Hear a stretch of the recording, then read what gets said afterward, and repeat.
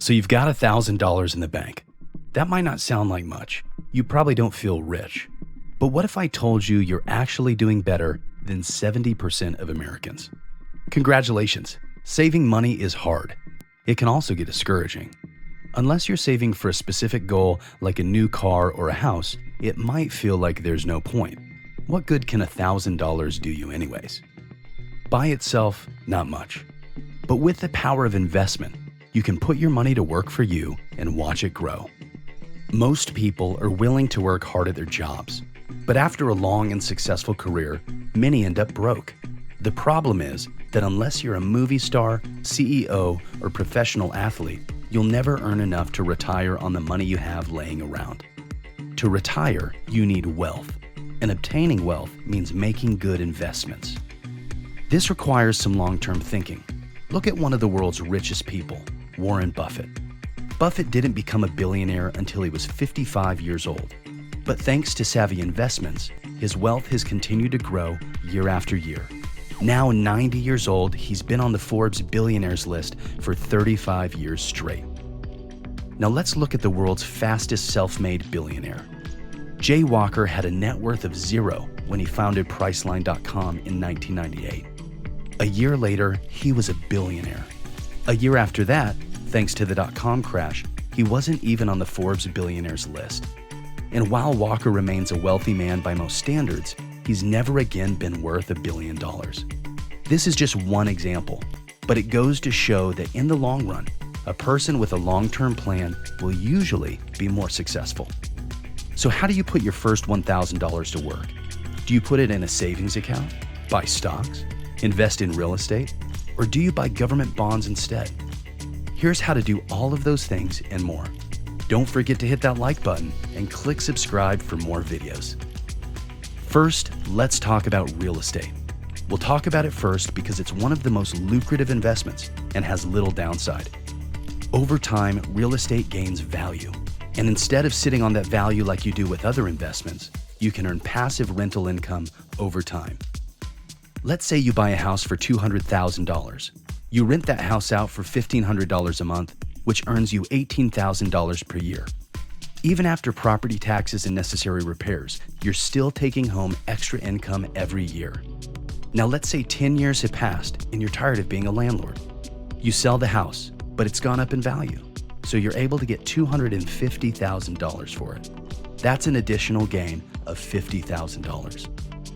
Unfortunately, you need more than $1,000 to invest in real estate, but it's something to think about later on after you've grown your investments. Now, let's talk about opening a savings account. When you open a savings account, you deposit money, sometimes as little as $100, into the bank.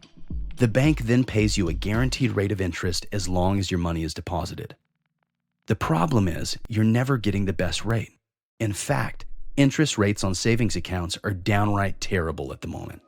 You see, banks aren't just paying you for the pleasure of holding your money. They're paying you interest because they're using your money to make loans to other people. But in order for the bank to make money, they have to pay you less in interest than they're getting on the loans. Interest rates were already near historic lows before the pandemic. During COVID-19, the Federal Reserve and other central banks slashed interest rates to encourage people to keep borrowing and fueling the economy.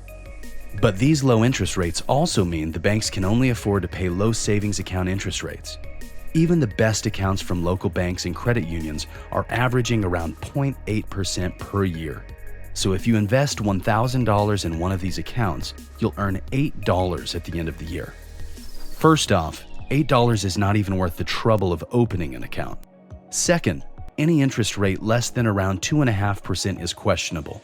Since inflation averages between 2 and 3%, if you're earning less than that, you're actually losing value on your investment.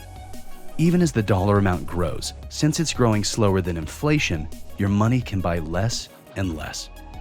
Over the next few years, as the economy recovers, the Fed will start to raise interest rates in order to put the brakes on inflation. When that happens, rates on savings accounts are expected to go up, and they'll be a better place to keep some of your money. But that doesn't help you invest your $1,000 today.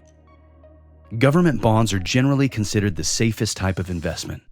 A bond is usually an IOU from the US Treasury. It states that the person holding the bond has lent money to the US government and that the government will pay them back with interest at a certain point in the future. Bonds are safe for a couple of reasons. First, they have a fixed duration. Once you buy a bond, there's no way to get your money back until the bond matures. For some US Treasury bonds, this can take as long as 30 years. So you get a guaranteed rate of return in exchange for a guaranteed bond duration. The other reason government bonds in particular are so safe is that they're backed by the US government. In order for them to lose value, the US government would have to be bankrupt. This is an extremely unlikely scenario. Unfortunately, government bonds are intimately tied to interest rates. Currently, the highest yielding bonds, 30-year T-bonds, are floating in the low to mid 2% range. That's not as low as last year, but it's still slightly lower than the average inflation. This brings us to the stock market. If you want to earn a real return on your money, one that beats inflation and helps you build real wealth, the stock market is where you want to be. In the stock market, you can earn annual returns of 10%, 20%, or more per year. Even at a 10% growth rate, a $1,000 investment will be worth $1,100 after 1 year, or $2,500 after 10 years. Higher growth rates can earn you even more. To use an extreme example, Tesla stock increased by 720% in the year 2020.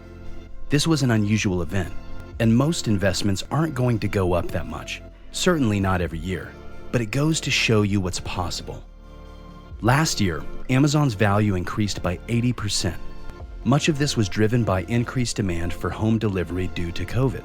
So again, we wouldn't normally expect to see that kind of growth year after year. But it demonstrates that even established companies can see huge growth due to outside forces. If you invested $1,000 in Amazon in December of 2019, you would be pleased with your $800 in earnings.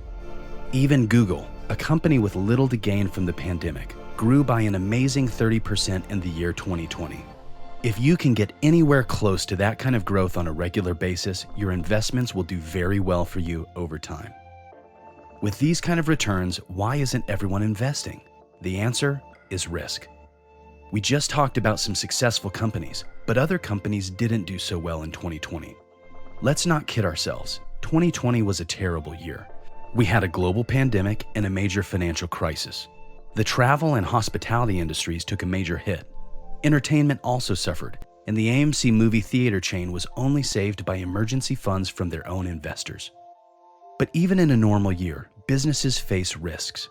Maybe they release a new product and nobody likes it. Maybe there are safety issues with an old product and they have to issue a recall. Maybe both things happen at once. Remember when the Samsung Galaxy Note 7 was released to a bunch of fanfare, only to start spontaneously combusting in people's pockets? As an investor, you need to consider how much risk you're going to take. The riskier the investment, the higher the potential for reward or failure. Remember how Tesla went up 720% in 2020? This was because they met a number of key production and sales goals, despite the pandemic. But serious questions remain about the company. Their self-driving technology still has not resulted in a true self-driving car, and other automakers' electric models are starting to catch up. In other words, there's a lot of risk. On the other end of the scale, so-called blue-chip companies are the oldest and most stable. Think companies like General Electric and IBM. These stocks are usually considered low risk because the companies are so large and successful. However, they also don't have much room to grow. This means you'll also earn a lower return. So how does the average person manage risk versus reward? Part of it is a personal decision. If that $1,000 is all that stands between you and eviction, putting it in a high-risk investment would be foolish. On the other hand, if you can afford to take a loss, it can be worth investing in higher-risk stocks to reap the richer rewards. Another alternative is to invest in an index fund. Index funds, like the S&P 500, are funds that create a pool of all the biggest companies. The theory is straightforward. In any given year, some of these companies will do well and others will do poorly. Some may have fantastic years, some may even fail. However, the market as a whole tends to go up. Look at the year 2020. Even with COVID-19 and a drop of 30% from February through April, the S&P 500 ended the year with a gain of over 16%. Since the 1920s, it's gone up by an average of 10% per year. Not bad. To invest in these funds, you used to have to go through a stockbroker. A stockbroker is an actual person who manages your stocks and can be a good idea if you're investing a large sum of money. But brokers also charge fees, which can be disproportionately expensive if you're only investing $1,000. Instead of a broker, consider using an investment app. Companies like M1 Finance and Webull allow you to buy and sell shares in funds directly from your smartphone. Down in the description, we have a link to M1 Finance for beginner investors and Webull for intermediate to advanced investors. Both are affiliate links that help out the channel when you sign up using them.